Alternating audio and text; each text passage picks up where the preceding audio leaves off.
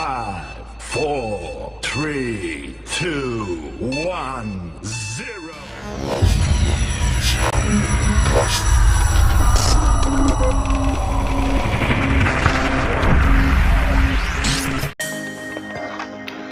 Assalamualaikum warahmatullahi wabarakatuh. Perkenalkan, nama saya Abdali Rizky dengan NIM 2012-00141, Prodi Pendidikan Agama Islam, Fakultas Tarbiyah dan Keguruan, Universitas Sultan Taha Saifuddin Jambi. Baiklah, di sini saya akan menjelaskan sedikit mengenai macam-macam ijtihad. Beberapa metode ijtihad yaitu ada 6. Yang pertama, istihsan. Istihsan secara etimologi merupakan bentuk masdar dari istihsan yang berarti menganggap baik sesuatu atau mengira sesuatu itu baik. Abu Hanifah tetap menggunakan arti lughawi sebagai dasar pemakaian istihsan, yaitu astahsin, berarti saya menganggap baik. Arti lain dari istihsan adalah mengikuti sesuatu yang lebih baik atau mencari yang lebih baik untuk diikuti karena memang disuruh untuk itu.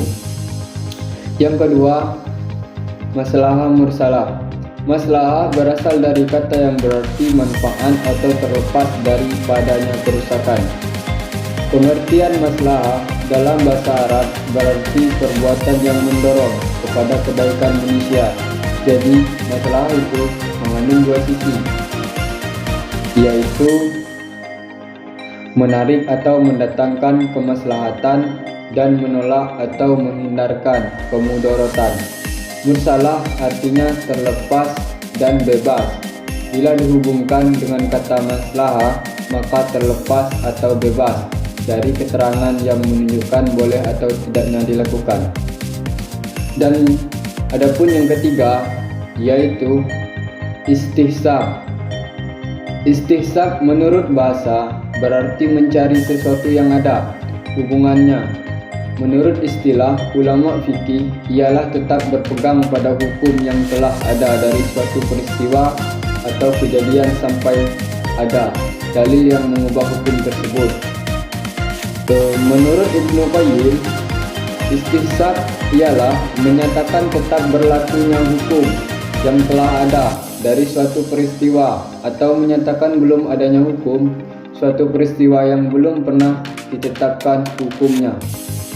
Dan yang keempat ada al-uruf.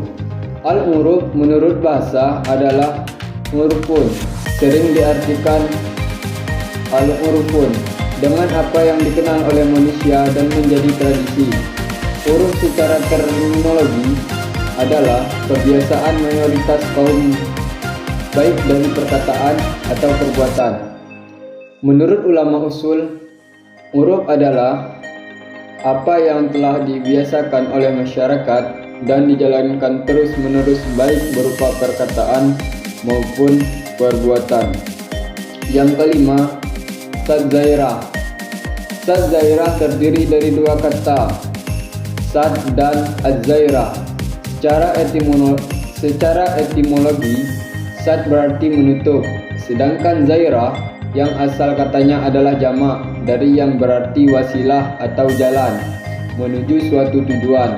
Kata ini sebagai penghubung yang dikaitkan dengan sesuatu yang bersifat positif maupun negatif. Dan yang keenam, mazhab sahabat. Mazhab sahabat adalah pendapat para sahabat Rasul tentang suatu kasus, baik berupa fatwa atau ketetapan hukum, sedangkan nas tidak menjelaskan hukum tersebut. Dalam hal ini terdapat pendapat ulama, salah satunya adalah mazhab sahabi tidak bisa dijadikan sebagai dalil hukum. Menurut pendapat jumhur ulama, Asy'ariyah, Mu'tazilah, Syiah, pendapat yang kuat di kalangan ulama Syafi'iyah, Abu Zahra menguraikan beberapa kemungkinan bentuk mazhab sahabat ke dalam beberapa bentuk. Salah satunya sebagai berikut. Apa yang disampaikan sahabat itu sesuatu yang dia dengar dari orang yang pernah mendengarnya dari Nabi, namun ia tidak menjelaskan bahwa berita itu sebagai sunnah Nabi. Baik, yang kedua yaitu ada syarat-syarat ijtihad. Ijtihad merupakan tugas besar dari berat bagi seorang mujtahid. Oleh karena itu, para ulama usul menetapkan beberapa persyaratan yang harus dipenuhi oleh seseorang yang akan melakukan ijtihad. Baik syarat-syarat yang menyangkut pribadi maupun syarat-syarat keilmuan yang harus dimilikinya.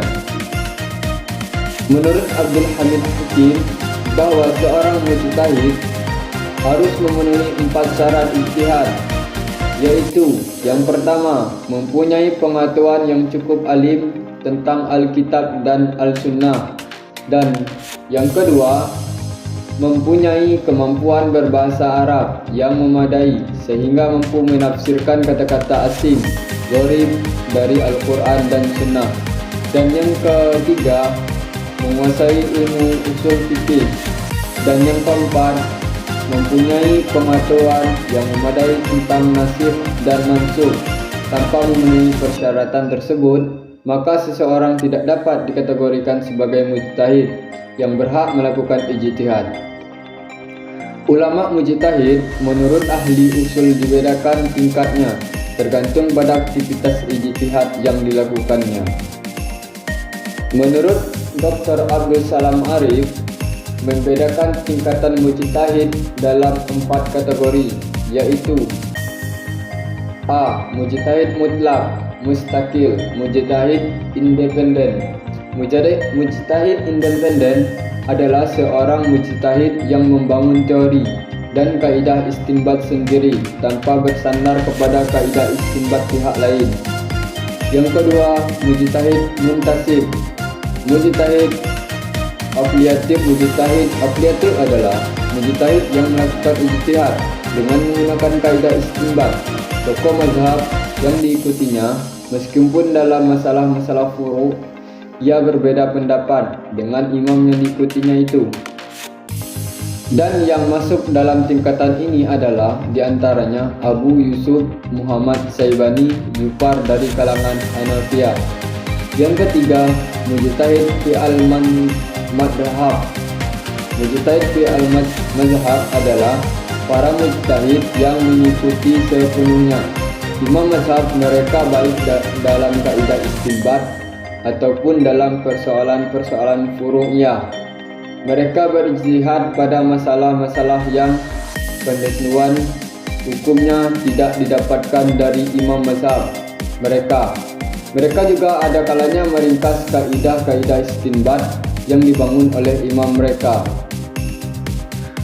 Menurut Al-Satibi, dasar ijtihad ada 2. Memahami maksud syara. Dasar dari hal ini bahwa kemaslahatan dalam Islam merupakan hakikat yang inti. Ini tidak bisa dilihat menurut keinginan dan kecenderungan pribadi mukallaf, tapi secara substansial harus dilihat dari segi manfaat atau bahaya dalam satu hal atau bahaya yang ditimbulkan. Dalam hal ini, Al-Satibi mengatakan jika seorang telah mencapai suatu tingkatan tertentu, maka ia akan mampu memahami tujuan syara dalam setiap masalah dan setiap aspek. Kemampuan beristinbat dengan menguasai alat istinbat, yaitu menguasai bahasa Arab, hukum-hukum yang ada dalam Al-Quran dan Sunnah, ijma', perbedaan pendapat di kalangan ahli fikih, serta macam-macam qiyas. Jadi, intinya bahwa bagian kedua ini seorang mujtahid harus mengetahui ilmu alat yang telah menjadi persyaratan seorang mujtahid. Baik, pembagian ijtihad ada 2. Yang pertama, ijtihad istinbat, yaitu kegiatan ijtihad yang berusaha menggali dan menemukan hukum dari dalil-dalil yang telah ditentukan. Dan yang kedua, ijtihad tatbiki, yaitu kegiatan ijtihad yang bukan untuk menemukan dan menghasilkan hukum, tetapi menerapkan hukum hasil temuan imam mujtahid terdahulu kepada kejadian yang muncul kemudian.